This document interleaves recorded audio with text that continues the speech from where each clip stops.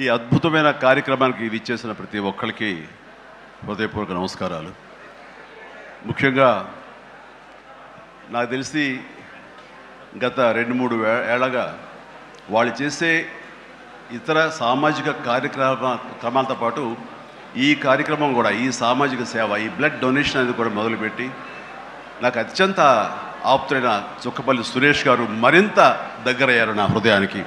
ఈ సందర్భంగా ఇంత చక్కటి కార్యక్రమం, ఇంత సేవా కార్యక్రమం చేస్తున్న నా మిత్రుడు, సోదరుడు చుక్కపల్లి సురేష్ గారికి నా హృదయపూర్వక ధన్యవాదాలు, నమస్కారాలు తెలియజేస్తున్నాను. అలాగే ఆయనకి కుడి ఎడమలుగా ఆకాష్, అవినాష్ ఇద్దరు అత్యుత్తమ కుమారులు. వాళ్ళు ఈ కార్యక్రమాన్ని వాళ్ళ భుజస్కంధాల మీద వేసుకుని దీన్ని ఇంత చక్కగా, ఇంత పెద్ద ఎత్తున, ఇంత మెగా బ్లడ్ క్యాంప్ చేయటం అన్నది, దానికి ఎంతో కొంత సహకరించిన మా చిరంజీవి చారిటబుల్ ట్రస్ట్కి ఎనలేని సంతృప్తిని ఇచ్చావు. తద్వారా నాకు ఎంతో సంతోషాన్ని మిగిల్చావు అవినాష్. So wonderful. అండ్ ఈ రోజున ఇది కార్యక్రమానికి విచ్చేయటమే కాకుండా బ్లడ్ డొనేట్ చేసిన బిడ్డలాంటి తేజాకి నా హృదయపూర్వక ధన్యవాదాలు తెలియజేస్తున్నాను. And excellent. నేను అడిగింది ఫస్ట్ టైం అని కాదు, ముందు నుంచి ఇచ్చాను. సో బతికిపోయావు. లేదంటే కనుక నన్ను ఇన్స్పిరేషన్ కానీ బయట మాట్లాడుతుంటావు, ఈ బ్లడ్ డొనేషన్ దాంట్లో తీసుకోలేదేమనుకోను. Wonderful. Please keep rocking. And ఇక్కడ ఏడు ఇచ్చేటటువంటి సంయుక్త గారికి, అలాగే Chiranjeevi charitable trust chief medical officer doctor Madhavi, నా చెల్లి, తనకి, అండ్ ఈ కార్యక్రమాన్ని ఇంత బాగా నిర్వర్తించడానికి పరోక్షంగా ప్రతి పురుషుడు వెనక ఒక స్త్రీ ఉండాలి, దానికి మిసెస్ సురేష్ గారికి, వారి ఇతర సిబ్బందికి నా హృదయపూర్వక ధన్యవాదాలు తెలియజేస్తూ, మరీ ముఖ్యంగా ఈ రోజు నేను మెన్షన్ చేయాల్సింది, ఇక్కడ ఈ కార్యక్రమానికి విచ్చేసి దాదాపుగా 1000 మంది సాయంత్రం లోపల బ్లడ్ డొనేట్ చేస్తుంటే రక్తదాతలకి నేను మరీ మరీ మరీ శిరస్సు వంచి నమస్కరిస్తున్నాను. వాళ్ళు ఈ రోజున బ్లడ్ ఇవ్వటం అన్నది కేవలం వాళ్ళకి ఎనలేని సంతృప్తి వస్తుంది, కానీ ఆ బ్లడ్ మూలంగా ఒక ప్రాణం కాపాడబడుతుంది. ఇది నేను ఎప్పటి నుంచో ఎన్నో ఏళ్లబట్టిగా నేను అనుభవిస్తున్నటువంటి గొప్ప ఫీలింగ్ ఇది నాకు. అంటే చాలాసార్లు చెప్పాను, కానీ ఎప్పటికప్పుడు కొత్త జనరేషన్, కొత్త యువకులు వస్తున్నారు కాబట్టి నేను మళ్ళీ చెప్పాల్సినటువంటి ఆవశ్యకత ఎంతైనా ఉంది. ఎందుకంటే ఇది చాలామందికి స్ఫూర్తినిచ్చే ఒక అంశం. ఈ చెప్పబోయే ఈ విషయం ముఖ్యంగా ఒక జర్నలిస్ట్ సోదరుడికి నేను ఆజన్మాంతరం రుణపడి ఉంటాను. నన్ను థాట్ ప్రవోక్ చేసి నన్ను ఇన్స్పైర్ చేసినటువంటి ఆ ఒక మ్యాగజైన్ సంబంధించిన ఒక జర్నలిస్ట్ రాసిన ఒక రైటప్ నాలో ఈ స్పృహ నాకు వచ్చేలాగా, నేను ఈ బ్లడ్ డొనేషన్ వైపు డ్రైవ్ అయ్యేలాగా ఆ ఆర్టికల్ నాకు ఎంతో దోహదపడింది. సో ఆ రాసిన మనిషి ఎవరో ఏమిటో నేను మళ్ళీ ఎప్పుడు కలవలేదు, కానీ ప్రతిసారి అతను తలుచుకుంటూనే ఉంటాను. ఈ సందర్భం కూడా అతనికి నా హృదయపూర్వక ధన్యవాదాలు తెలియజేస్తాను ఆ జర్నలిస్ట్ సోదరుడికి. ఎందుకంటే మా అందరికీ సేవ చేయాలని ఉంటుంది, కానీ ఎలా చేయాలో తెలియనటువంటి ఒక డోలాయమాన పరిస్థితితో లేదా తొయ్యుకో ఉన్నప్పుడు మీలాంటి వాళ్ళు మాకు ఆ స్ఫూర్తినిచ్చి మాకు డ్రైవ్ చేస్తే కనుక నిజంగా అది పెద్ద మీరు సహాయం చేసినట్లు. అలాగా ఒక 27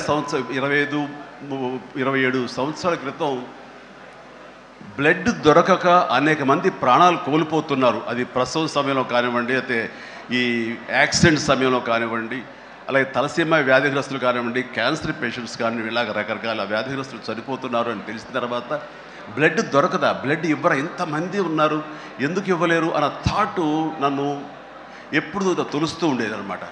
సో మన ఫ్యాన్స్ని మనం వేరే వాటికి డ్రైవ్ చేసే కంటే వేరేగా వాళ్ళని వాడుకుంటూ మన కీర్తి మరింత పైకి ఎదిగేలాగా వాడుకునే కంటే వాళ్ళని ఈ బ్లడ్ డొనేషన్ వైపు మనం మళ్లించగలిగితే కనుక, వాళ్ళు అత్యంత శక్తివంతమైన మనుషుల్ని సామాజిక సేవ వైపు మనం డ్రైవ్ చేయగలిగితే, వాళ్ళని ఛానలైజ్ చేయగలిగితే కనుక, ఆ కన్న తల్లిదండ్రులు కానీ, ఆ సొసైటీలో ఉన్నటువంటి ఇతర వ్యక్తులు కానీ ఆ సమాజంలో వాళ్ళు కానీ వాళ్ళ పట్ల ఉన్న దురభిప్రాయాలన్నీ పోగొట్టుకుని మంచి అభిప్రాయం ఏర్పడుతుంది కదా, వాళ్ళకి అల్లని సంతృప్తి వస్తుంది కదా, తద్వారా నేను కూడా ఎంతో సంతృప్తి చెందిన వాడిని అవుతాను, ఒక మంచి పని చేసినటువంటి దానికి నాంది పలికిన వాడిని అవుతానంటూ ఆ రోజున ఇచ్చిన పిలుపు, నిరంతరంగా పెర్సిస్టెంట్గా ఇచ్చిన పిలుపుకి ఈ రోజున వేల మంది, లక్షల మంది ఈ రోజున ఈ కార్యక్రమాల్లో పాల్గొంటూ వస్తున్నారు. ఎనలేని సంతృప్తి పొందడమే కాదు, ఎంతోమందికి ప్రాణాలని కాపాడుతున్నారంటే కనుక అది నాకు చాలా గర్వకారణంగా ఉంది. ఇందాక తేజ సజ్జ అన్నట్లుగా ఈ బ్లడ్ డొనేషన్, రక్తదానం అనేసరికి గబుక్కని స్ఫురించే పేరు చిరంజీవి అన్నారంటే కనుక భగవంతుడు నాకు ఇచ్చిన గొప్ప అవకాశం. ఇలాగా ప్రతి ఒక్కరి మధ్యలో రక్తదానం అనేసరికి నా పేరు వాళ్ళ స్ఫురణకు రావడం, నేను గుర్తు రావడం అనేది నేను ఎన్నో జన్మలు చేస్తున్న పుణ్యఫలంగా నేను భావిస్తున్నాను. దానికి థ్యాంక్ యూ ప్రతి ఒక్కరికి. ఇక్కడ సరే ఎన్నెన్నో ఇన్సిడెంట్స్ వింటుంటాము, ఎన్నెన్నో ఇది ఆఖరి నిమిషంలో ప్రాణాలు ఎలా కాపాడబడ్డాయని వింటుంటాము. కానీ ఈ మధ్య నాకు మనసుకు అత్యంత దగ్గరగా జరిగిన ఒక ఇన్సిడెంట్ మీతో షేర్ చేసుకోవాలనిపిస్తుంది అనమాట. ఎవరో ఒక పొలిటీషియన్, సరే ఎవరికైనా సరే నేను చాలా సాఫ్ట్ టార్గెట్, ఎవరైనా ఏదో మాట అనేది ఏం పర్వాలేదు. అలాగా ఒక పొలిటీషియన్ నన్ను అకారణంగా, నేను ఇప్పుడు పాలిటిక్స్ చాలా దూరంగా ఉన్నా సరే నా గురించి ఏదో అవాకులు చవాకులు ఆయన పేలినప్పుడు ఆయన మరొక చోటకి ఏదో ఒక ముంపు ప్రాంతానికి ఆయన వెళ్ళటం జరిగింది. అక్కడ ఒక స్త్రీ, ఒక ప్రౌఢ ఆవిడ అది మిడిల్ ఏజ్ ఉంటుందేమో, మిడిల్ ఏజ్ ఆవిడ తను పట్టుకుని నానా మాటలు తిడుతుంటే, నీకు ఎలా మనసు వచ్చింది చిరంజీవిని అనడానికి, అది అని తిడుతుంటే నాకు అనిపించింది మామూలుగా మన మాస్ ఫ్యాన్ కదా ఆవిడ, చాలా గౌరవప్రదమైన కుటుంబంలో ఉన్నటువంటి మనిషిలాగా అనిపించింది గృహిణి. ఆవిడ ఎందుకు అంత ఇదిగా మాట్లాడుతుంది, ఆవిడెవరు, ఆవిడ చూస్తుంటే మామూలుగా సినిమా ఫ్యాన్ లాగానో చిరంజీవికి వీరాభిమానంగానో కాదు, ఇంకేదో ఉందంటూ నాకు అనిపించి ఆవిడ గురించి తెలుసుకోవాలని మన జర్నలిస్ట్ సోదరు ఎవరినో పంపించి తెలుసుకోవాలంటే వాళ్ళు చేసినటువంటి ఇంటర్వ్యూలో విజువల్స్ నాకు చూపించారు. ఏంటమ్మా అంత ఇదిగా ఆయనకి వీరాభిమానం అంటే, అభిమానం సినిమాభిమానం కాదయ్యా, ఆయన వ్యక్తిత్వానికి అభిమానం అంటే చెప్పినప్పుడు నా మనసు టచ్ అయింది. ఏంటమ్మా అంత ఇదిగా ఏంటమ్మా ఆయన మీకు ఏమైనా సహాయం చేశారా, ఏం చేశారంటే సహాయం చేయటువంటి అయ్యా, నా బిడ్డ ప్రాణాలను కాపాడాడు అని అన్నప్పుడు, ఏ విధంగా ఏంటి అని అన్నప్పుడు, నా బిడ్డకి రాజమండ్రిలో దగ్గర ఒక పల్లెటూరిది, రాజమండ్రిలో కానీ కాకినాడలో కానీ నా బిడ్డకి ప్లేట్లెట్స్, డెంగ్యూ వచ్చేసి ప్లేట్లెట్స్ బాగా డౌన్ అయినప్పుడు వితిన్ అవర్స్ నా బిడ్డ కనుక ప్లేట్లెట్స్ సమయానికి అందకపోయి ఉంటే కనుక వాడు ఏమైపోయాడు, పాటిగా దూరం అయిపోయేవాడు. అంటే ఒక 8 ఏళ్ల బాలుని అబ్బాయిని పిలిచి పక్కన కూర్చోబెట్టుకుని ఆ తల్లి చెప్తుంది, మరి ఎవరో చెప్పారు చిరంజీవికి ఫోన్ చేయపోయావమ్మని. నేనేంటి చిరంజీవి ఫోన్ చేయటువంటి, ఎక్కడి నుంచి చేయగలను, ఆయన ఎక్కడో ఉంటాడు, ఎలా చేయాలి ఫోన్ అని తెలియని పరిస్థితుల్లో, లేదమ్మా బ్లడ్ బ్యాంక్ చేయి, వాళ్ళు ఖచ్చితంగా ఎత్తుతారు ఫోను, నీకు కాల్ సహాయం చేస్తారంటే, వాడు గంటల్లో కావాలి, అది ఎక్కడో ఉంది హైదరాబాద్లో, ఎలాగొస్తుందో అనుకున్నాను. కానీ అయినా సరే ఎక్కడో ఆశ చావక ఫోన్ చేయడం జరిగింది. ఫోన్ చేసిన తర్వాత అక్కడ స్పందించి అక్కడ సిబ్బంది వెంటనే రాజమండ్రి పరిసర ప్రాంతాల్లో ఉన్న అభిమానులు, ఆ బ్లడ్ గ్రూప్ ఎవరికైతే ఉందో అభిమానుల్ని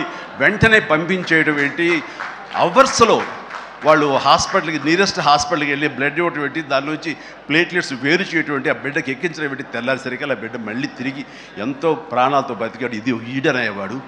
ఆయన కనుక సమయానికి చేయకపోయి ఉంటే నా బిడ్డ ఏమైపోయాడు. అలాంటి మనుషుల ఈ తుచ్చులు నీచులు కలిసిందని మాట్లాడతారు. వాడిని నాకు సరిపోలేదు, దగ్గరికి వెళ్ళి ఉంటే ఏమి చేసేదాన్ని అని చెప్పేసి అప్పుడు అంటుంటే చాలామంది అంటారు, ఎవరిని మిమ్మల్ని ఇలా అటాక్ చేస్తుంటారు సోషల్ మీడియాలో మాట్లాడుతుంటారు, మీరేం మాట్లాడరు ఏంటని. నాకు నేను చేసినటువంటి మంచి కార్యక్రమాలు, నేను పొందినటువంటి ప్రేమ, అభిమానం, ఇదే నాకు రక్షణ కవచం. నేను మాట్లాడక్కర్లా, నేను చేసుకున్న మంచి ఏం మాట్లాడుతున్నట్టు నేను అలాగే అంటుంటాను, ఇది సత్యం. సో ఆ తర్వాత మళ్ళీ ఆ సదరు రాజకీయ నాయకుడు మళ్ళీ ఎక్కడా మాట్లాడేది నాకైతే వినపడలేదు.